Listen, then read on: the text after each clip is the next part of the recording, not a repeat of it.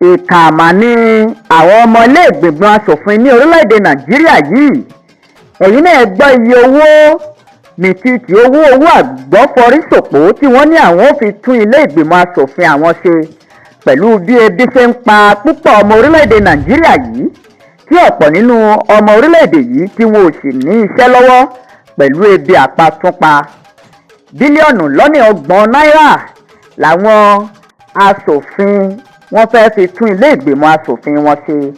30 billion naira kò dín ní bílíọ̀nù lọ́nà ọgbọ̀n nínú mínítì ìgbìmọ̀ ilé ìgbìmọ̀ aṣòfin tí wọ́n kà lénìí. Níbẹ̀ ni wọ́n ti ya owó yìí sọ́tọ̀ gẹ́gẹ́ bí àfikún owó tí wọ́n fẹ́ fi tún ilé ìgbìmọ̀ aṣòfin wọn ṣe nínú àbá ètò ìṣúná owó ọdún 2024 yìí ni àfikún owó náà wà.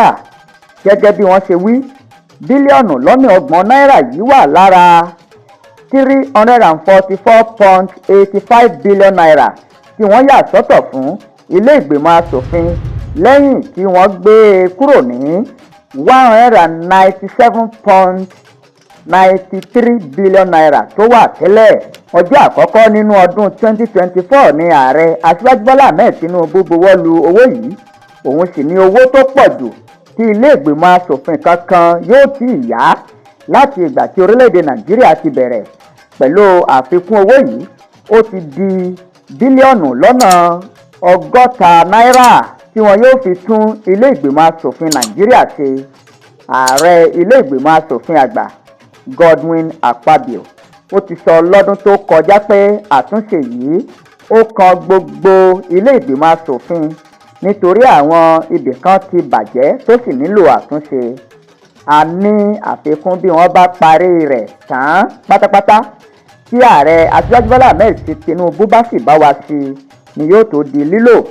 Ọdún tó kọjá ni wọ́n fẹ́ parí rẹ̀ tẹ́lẹ̀, ṣùgbọ́n iṣẹ́ ọ̀hún sì ń lọ lọ́wọ́lọ́wọ́ títí di àsìkò yìí.